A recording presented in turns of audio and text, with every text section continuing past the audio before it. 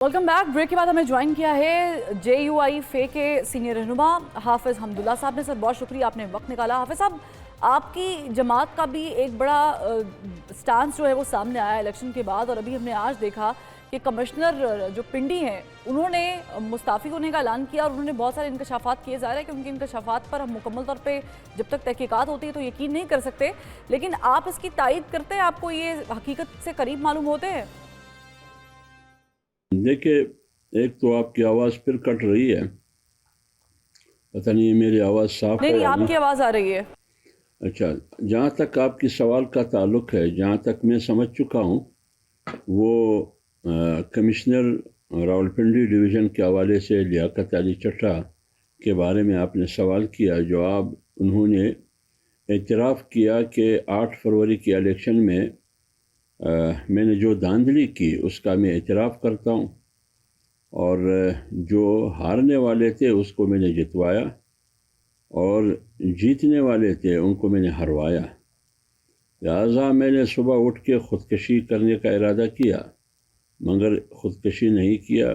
कौम के सामने वो पेश हुआ, लेकिन अपने आप को उन्होंने मौत के लिए पेश किया कि इस्लामाबाद कचहरी चौक पर मुझे लटकाया जाए, मुझे सज़ा दी जाए।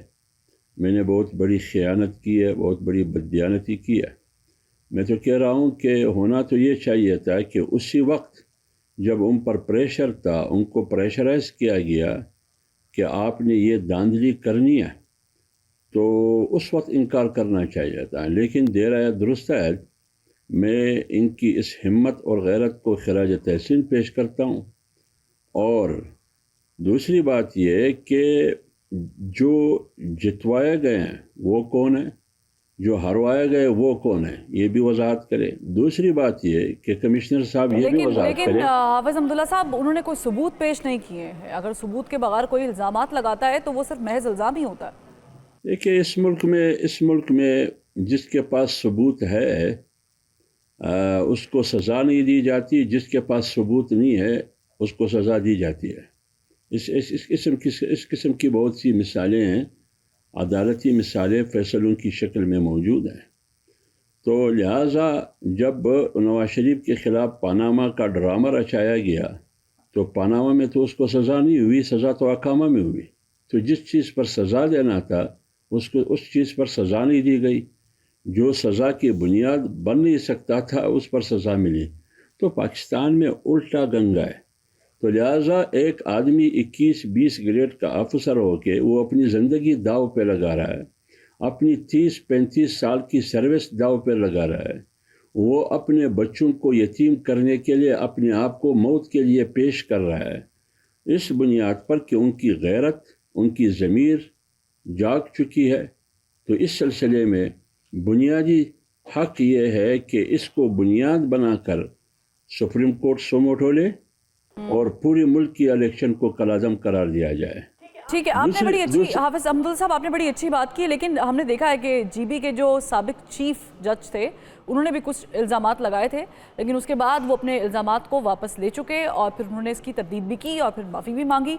इसके अलावा हमें एक दो और मिसालें मिलती हैं हमारे मुल्क में, जो इल्ज़ामात लगाते हैं फिर बाद में कहते हैं हमसे गलती हो गई, शायद हमारी कंडीशन ठीक नहीं थी। लेकिन आपने एक बड़ी अहम बात की, आपने किया अगर वो बर वक्त बताते तो उसका जो तासुर है या उसका जो रिएक्शन या इम्पैक्ट है वो कुछ और होता।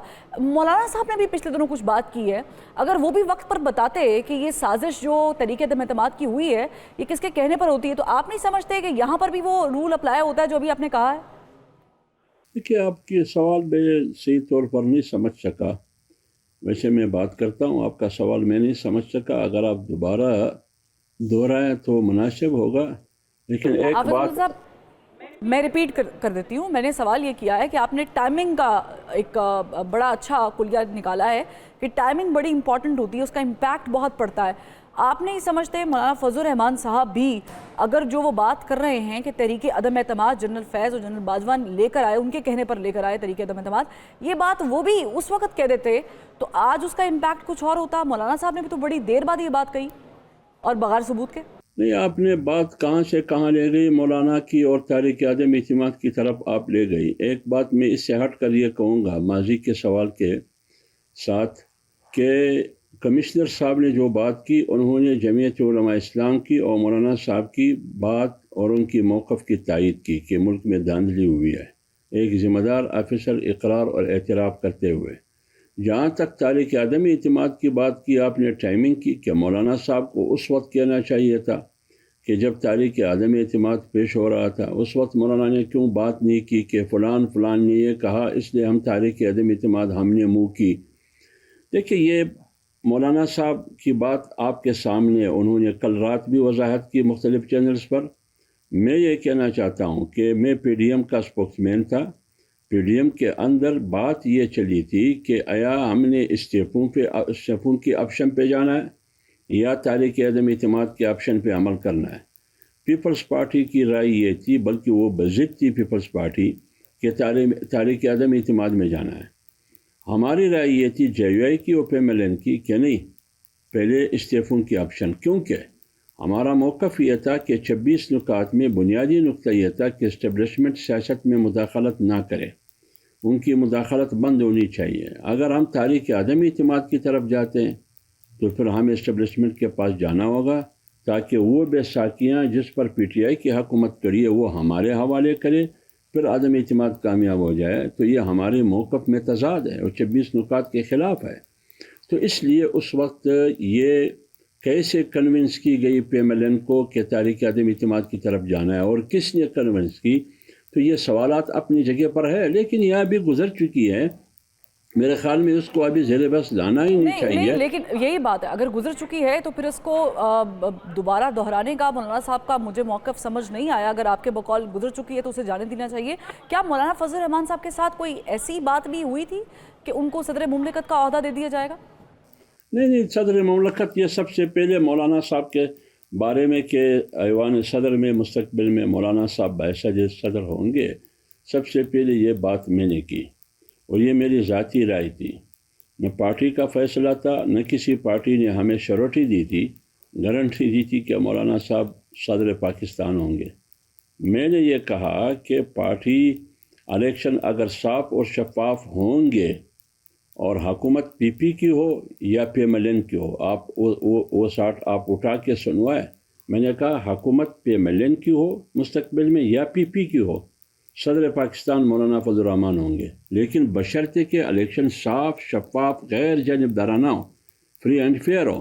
لیکن یہ جو انتخابات ہوئے یہ تو صاف اور شفاف کیا، یہ تو 2018 جولائی کے جو الیکشن ہے۔ صاف اور شفاف نہیں ہوئے حمداللہ صاحب، تو پھر یہ اس میں کس نے اپنا کردار ادا کیا ہے؟ کیا اگر الیکشن صاف اور شفاف نہیں ہوئے تو پھر اس میں بددیانتی میں یا دھاندلی میں کس نے کردار ادا کیا؟ آپ کی آواز کٹ رہی ہے میڈم۔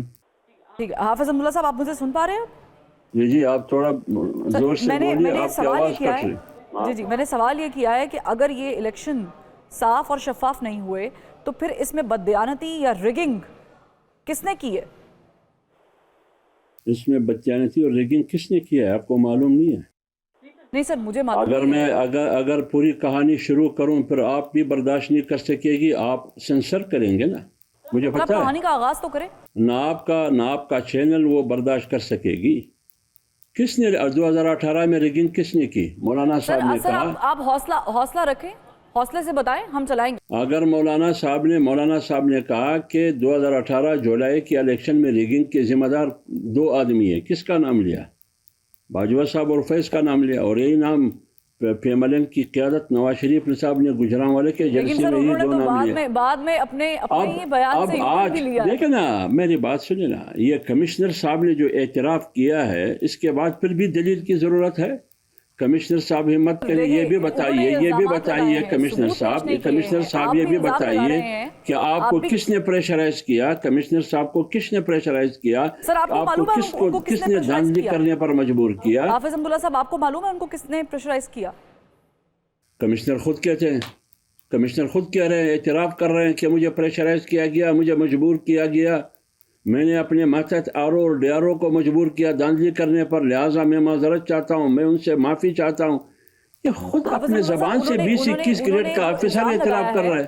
حافظ امدل صاحب انہوں نے جو الزام لگایا ہے وہ چیف جسٹس آف پاکستان پہ لگایا ہے اور ان کا کوئی کردار نہیں ہے الیکشن سے، کوئی تعلق نہیں ہے، بلکہ الٹا انہوں نے تمام سٹیک ہولڈرز کو بٹھا کر جو سماعت کی تھی جس میں الیکشن کی تاریخ طے کی گئی تھی، انہوں نے باقاعدہ سب کو ایک پیج پر لا کر یہ کہا تھا کہ الیکشن کرانے ضروری ہیں اور الیکشن ہوئے بھی انہی کی وجہ سے ہے۔ آپ کے خیال میں وہ درست ہیں؟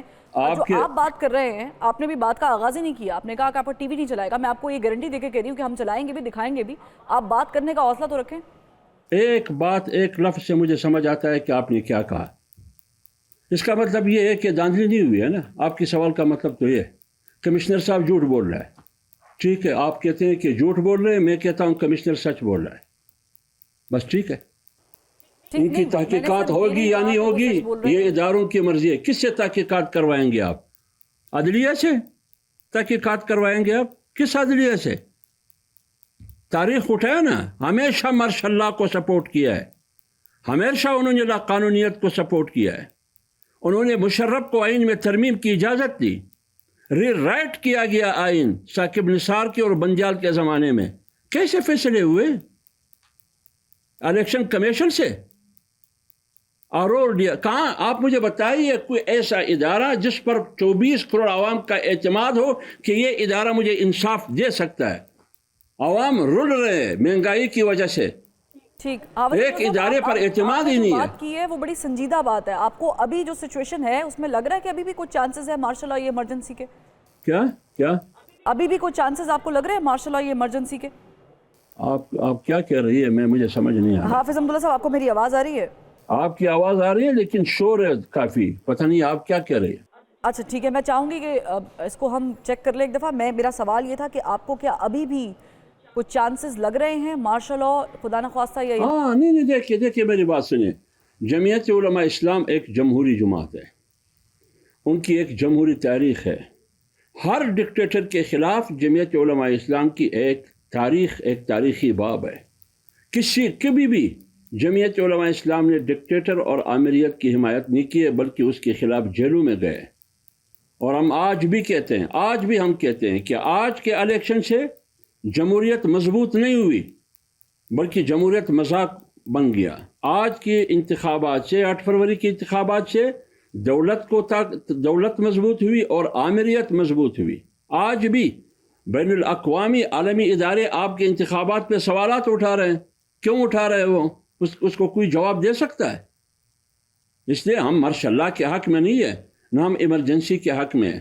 ہم چاہتے ہیں کہ اگر آپ اس ملک کو مضبوط دیکھنا چاہتے ہیں، اس ملک میں قومی وحدت چاہتے ہیں، آپ اس ملک میں رول آف لا چاہتے ہیں، اس ملک میں پارلیمنٹ کی سپریمیسی چاہتے ہیں، اس ملک میں جمہور کی حکومت چاہتے ہیں، آپ آئین پہ عمل کریں نا، ایک کام تو کرے، آئین پہ عمل کرے۔